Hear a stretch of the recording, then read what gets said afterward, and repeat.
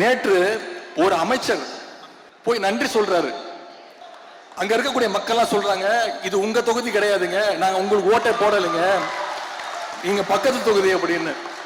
இப்படிப்பட்ட ஒரு கேடுகட்ட சோஃபா மாடல் ஆட்சி தான் இன்னைக்கு தமிழ்நாட்டில் நடந்துகிட்டு இருக்கு. இதெல்லாம் நான் சொல்லல, உண்மையாவே நடந்தது. தொலைக்காட்சிகளை நீங்க பார்த்திருப்பீங்க. அதுல இப்ப அவங்க வேட்பாளர் அறிவிச்சதெல்லாம் யாரு தெரியுமா?